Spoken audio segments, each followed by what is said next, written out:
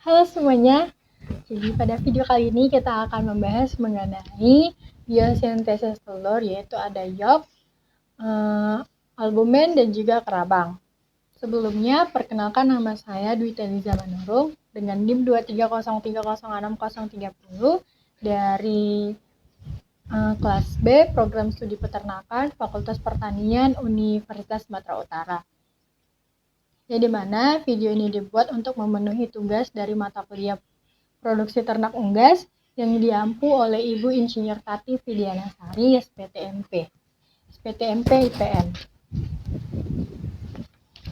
Ini ada sintesis yolk. Jadi sintesis yolk ini dimulai dari kelenjar pituari yang dimana terletak di bawah otak. Di sini kelenjar pituarinya melepaskan hormon gonadotropin. Jadi hormon gonadotropin ini dilepas agar menembus lapisan dari si folikel. Namun dia tidak tembus, melainkan dia melepaskan hormon lagi, yaitu hormon steroid. Hormon steroid yang dilepas adalah hormon estrogen. Nah, hormon estrogen inilah yang dapat menembus lapisan atau yang dinamakan TK layer atau lapisan pertama dari folikel. Nah, setelah menembus TK layer, dia akan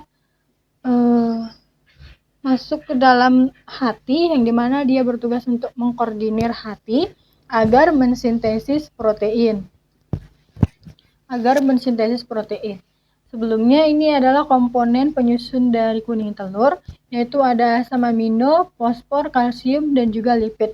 Asam amino di sini juga dia bertugas sebagai penyusun dari protein. Setelah protein disintesis di nukleus yang berada di dalam hati, dia akan disalurkan melalui darah. Namun di sini protein yang disintesis ada dua, yaitu ada beta lipoprotein dan juga phytologinin. Yang pertama kita akan membahas mengenai beta lipoprotein. Nah, beta lipoprotein ini yang disalurkan melalui darah akan menembus folikel-folikel yang akan menembus lapisan yang ada pada folikel, yaitu ada dua lapisan. Yang pertama ada TK layer dan juga granulosa layer. Dia akan masuk dan akan langsung ke dalam yolk granule atau butiran dari kuning telurnya. Begitu juga dengan phytologinin yang disalurkan melalui darah.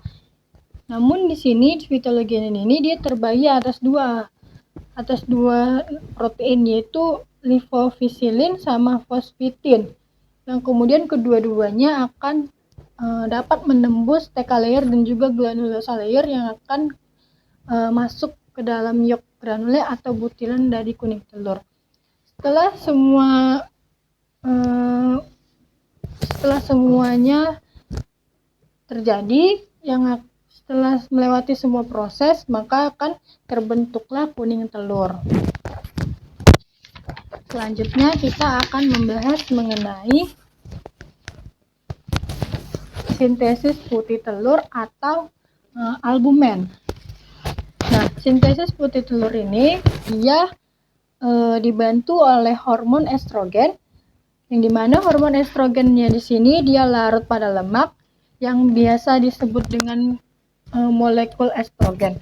Nah, ini si molekul estrogennya dia akan menembus yang namanya membran sel.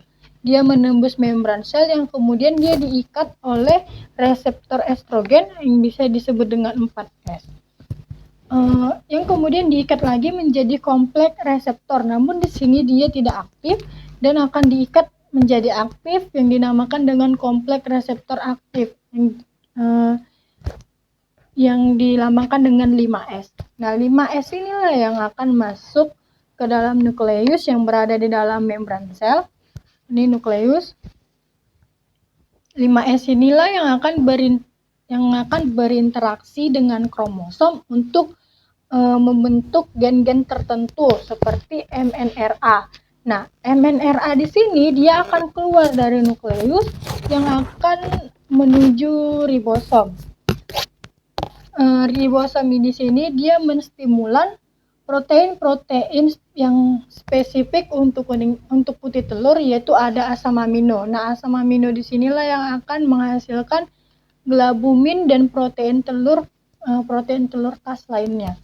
Setelah semua proses terjadi, maka putih telur dapat dihasilkan. Selanjutnya kita akan membahas mengenai bagaimana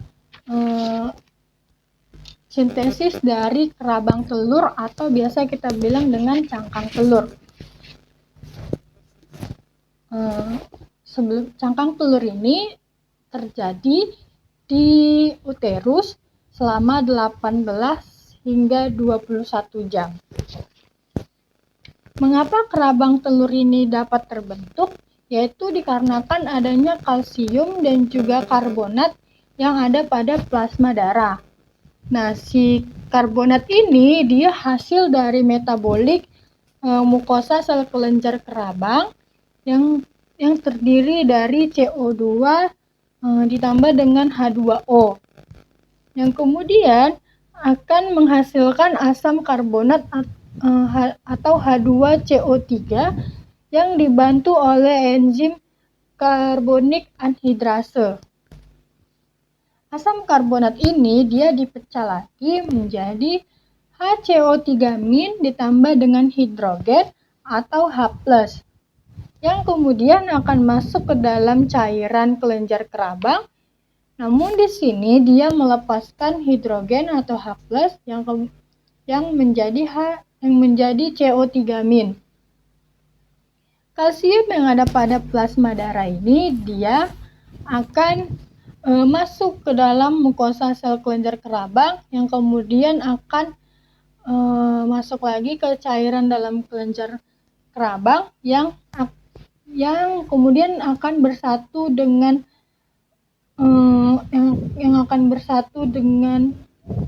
karbonat yang menjadi kalsium karbonat atau biasa disebut dengan kerabang. Setelah semua proses ini terjadi, maka kerabang atau cangkang telur dapat terbentuk, yang dimana dia akan melapisi si kuning telur dan si putih telur dan akan menjadi telur yang utuh. Sekian penjelasan dari saya. Apabila ada kesalahan kata dan pengucapan, saya mohon maaf. Terima kasih.